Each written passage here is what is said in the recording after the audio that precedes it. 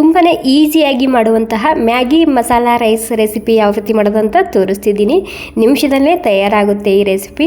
So ಬನ್ನಿ ತಡ ಮಾಡದೆ ಶುರು ಮಾಡೋಣ. ಮೊದಲಿಗೆ ನಾನಿಲ್ಲಿ ಕಡಾಯಿನಲ್ಲಿ ಎಣ್ಣೆ ಹಾಕೊಂಡಿನಿ. ಸ್ವಲ್ಪ ಎಣ್ಣೆ ಬಿಸಿ ಆದಮೇಲೆ ಸ್ವಲ್ಪ ಜೀರಿಗೆ ಮತ್ತು ಸಣ್ಣದಾಗಿ ಕಟ್ ಮಾಡಿದಂತಹ ಬೆಳ್ಳುಳ್ಳಿ ಹಾಕೊತಿದ್ದೀನಿ. ಇವಾಗ ಬೆಳ್ಳುಳ್ಳಿ ಕೆಂಪಾದಮೇಲೆ ಇದಕ್ಕೆ ಖಾರಕ್ಕೆ ತಕ್ಕಂತೆ ಹಸಿಮೆಣಸಿನಕಾಯಿ ಸೇರಿಸ್ತಿದ್ದೀನಿ ಮತ್ತು ಸ್ವಲ್ಪನೇ ಕರಿಬೇವಿನ ಸೊಪ್ಪು ಮತ್ತು ಒಂದು ಈರುಳ್ಳಿನ ಸೇರಿಸ್ತಿದ್ದೀನಿ ಸಣ್ಣದಾಗಿ ಕಟ್ ಮಾಡ್ಕೊಂಡು. ಇವಾಗ ಈರುಳ್ಳಿ ಎಣ್ಣೆಯಲ್ಲಿ ಸ್ವಲ್ಪ ಮಿಕ್ಸ್ ಮಾಡ್ಕೊಂಡು ತೊಗೊತಿದ್ದೀನಿ.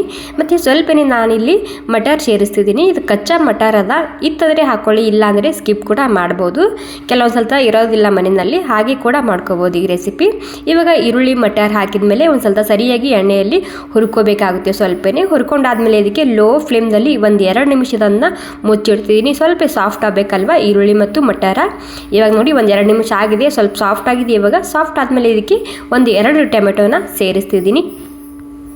ಓಕೆ, ಇವಾಗ ಟೊಮೆಟೊ ಹಾಕೊಂಡಾದ್ಮೇಲೆ ಇದಕ್ಕೆ ಸ್ವಲ್ಪನೇ ಅರಿಶಿನ ಕೂಡ ನಾನು ಇಲ್ಲೇ ಸೇರಿಸ್ತಿದ್ದೀನಿ. ಮತ್ತು ಸ್ವಲ್ಪನೇ ರೆಡ್ ಖಾರದ ಪುಡಿ ಮತ್ತು ರುಚಿಗೆ ತಕ್ಕಷ್ಟು ಉಪ್ಪು ಸೇರಿಸ್ತಿದ್ದೀನಿ. ನಾವು ಅನ್ನ ಮಾಡುವಾಗ ಕೂಡ ಉಪ್ಪನ್ನ ಹಾಕಿರ್ತೀವಲ್ವ, ಹೀಗಾಗಿ ಇಲ್ಲಿ ನೋಡಿಕೊಂಡು ಉಪ್ಪನ್ನ ಸೇರಿಸ್ಬೇಕಾಗುತ್ತೆ. ಇಲ್ಲಿ ತರಕಾರಿಗೆ ಎಷ್ಟು ಬೇಕು ಅಷ್ಟೇ ಉಪ್ಪನ್ನ ಹಾಕ್ಕೊಳ್ಳಿ.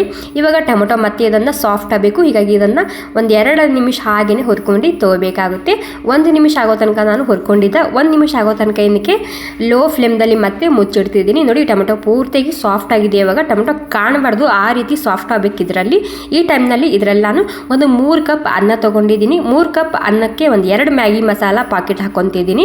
ಅಂದರೆ 5 ರೂಪಾಯಿ ಒಂದು ಪ್ಯಾಕೆಟ್ ಇದೆ ಇದು. ಇದರಲ್ಲಿ ಒಂದು 2 ಪ್ಯಾಕೆಟ್ ಹಾಕೊಂಡಿದ್ದು ನಾನು ಒಂದು 3 ಕಪ್ ಆಗುವಷ್ಟು ಅನ್ನಗೆ. ನೀವು ಇಲ್ಲಿ ಅನ್ನ ಸ್ವಲ್ಪ ತೊಗೊಂಡ್ರೆ ಒಂದೇ ಪ್ಯಾಕೆಟ್ನ ಹಾಕೋಬೋದು ಈ ಮಸಾಲ. ಇವಾಗ ಇದಕ್ಕೆ ನಾನು 3 ಕಪ್ ಆಗುವಷ್ಟು ಅನ್ನನ ಸೇರಿಸ್ತಿದ್ದೀನಿ. ಉಳಿದ ಅನ್ನ ಕೂಡ ನೀವು ಇದಕ್ಕೆ ಬಳಸ್ಕೋಬೋದು. ಮತ್ತು ಅನ್ನ ಪೂರ್ತಿಯಾಗಿ ತಣ್ಣಗಿರಬೇಕು.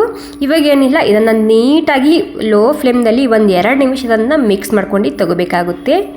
ತುಂಬಾ ಈಸಿಯಾಗಿ ಮಾಡ್ಕೋಬೋದು ಈ ರೆಸಿಪಿ. ಈ ರೆಸಿಪಿ ಅಂತೂ ಮಕ್ಕಳಿಗೆ ತುಂಬಾ ಇಷ್ಟ ಆಗುತ್ತೆ.